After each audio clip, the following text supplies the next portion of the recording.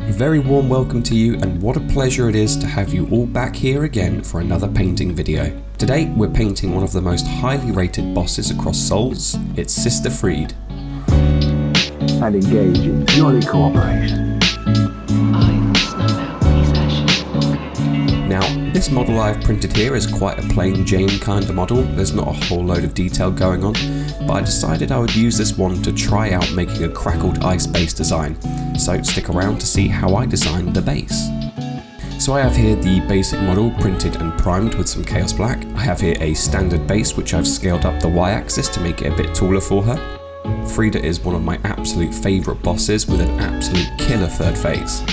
This model here is the first phase of Friede, and I'm going to be using some ice effects on her. And first off, we're just going to paint her cloak, the scythe, and her skin. I actually have a very large and high quality Ariandel and Friede duo print coming up soon, and today will be the tester to see if we can achieve the desired effects for the next print. So let's just line up the paints, and grab the wet palette.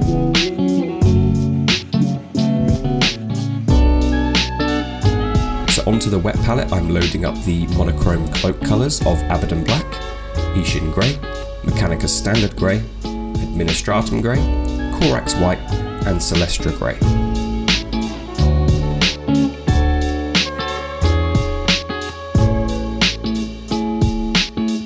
Then it's just a case of wet blending in the different shades of grey across the cloak, starting with the Ishin Grey as a base coat, and then working in the lighter shades as we reach the higher parts, and working in the darker shades the lower we go.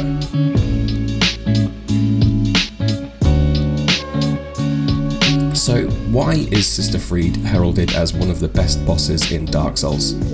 I think the lore behind her and Father Ariandel is pretty awesome. The fact that she's an unkindled like you, the player, which suggests that she also attempted to link the first flame, and once she came across Ariandel's painted world, she then tricks the father into preserving the world by suppressing the fire with his own blood, which is what the catalyst is for the rot that we see taking over that world.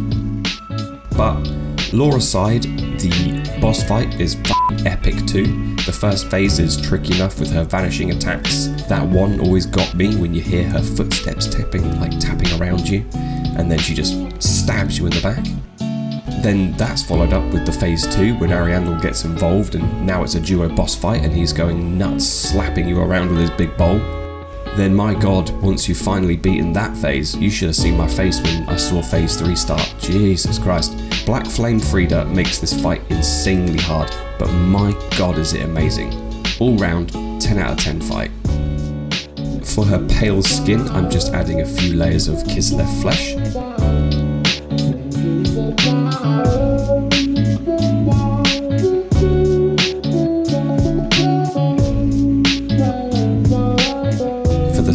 I'm only painting it with lead belcher because we'll be adding some frost effects to it and seeing how that affects the metallic look.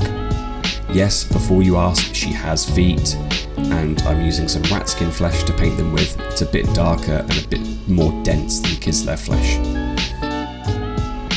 Now for some frost tinting, I'm first loading up the airbrush with some Corax White just to create the white halo, as we often do. And then I'm putting in some thinned down Thalasar blue with some contrast medium to start the blue effect on her.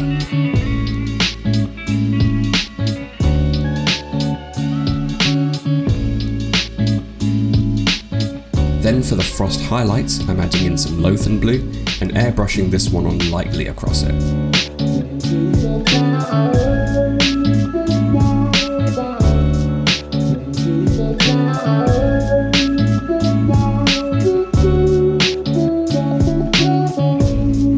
With the airbrushing done, I'm just edge highlighting some white onto the edges of the weapon.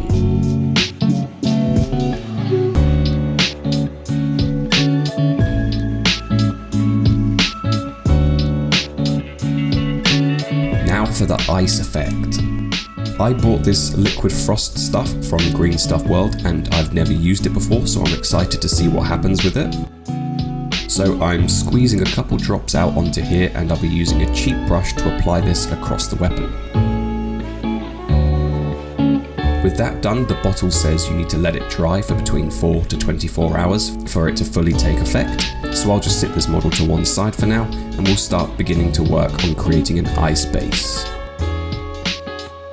So for the base, I'm loading different blues onto the palette, first being Lothern Blue, then Thousand Suns Blue, and finally some darker Cantor Blue. Making sure to keep it watered down, I'm applying Cantor Blue across the base first. I almost forgot to add in some Corax White to the palette, which will act as our highlights.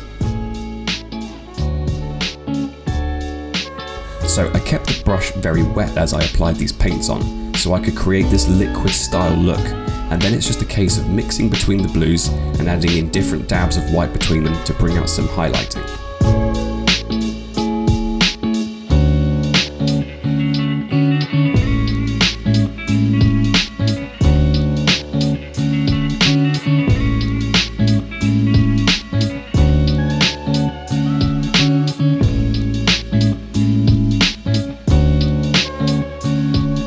Being a bit rough with the white makes it seem like it's kind of got that frosted look on it.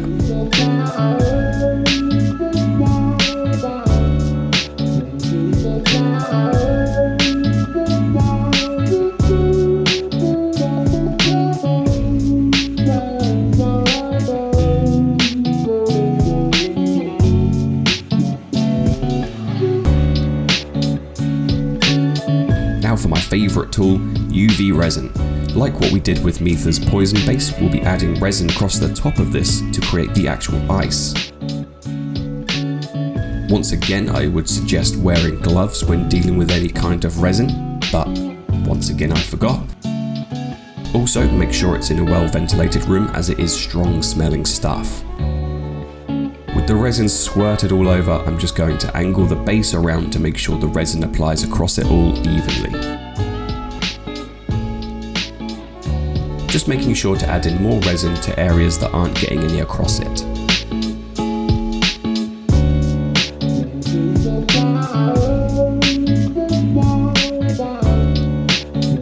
Once it's ready, it's time to cure it with a UV torch.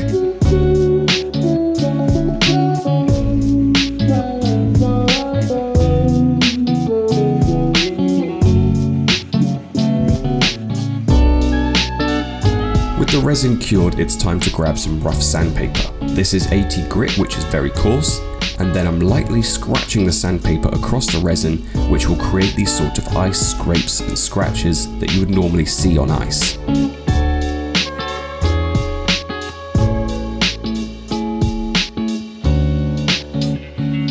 Then I'm using a hobby knife to create even bigger, more prominent scratches.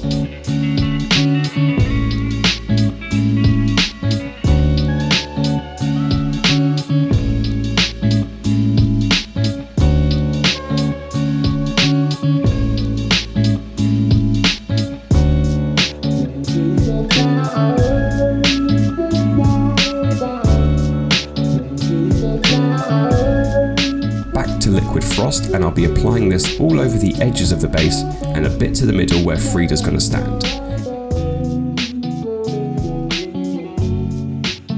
I filmed a time lapse here so you can see the liquid frost drying in real time. It's a pretty cool looking effect.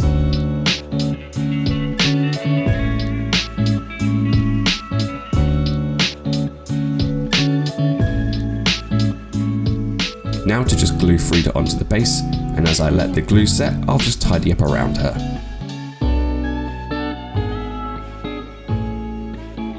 So that's it. I'm very excited to print off the new Ariandel and Friede designs and really go to town on doing some detailing and ice and fire effects on them. I think this liquid frost stuff is really cool, pun intended, and can make some really nice effects. I think it's best used on weapons more so than anything else. Oh shit, where'd she go? That's creepy. She was just here. Okay, well, that's that then. I'm just gonna go before she one-shots me with her scythe. See ya.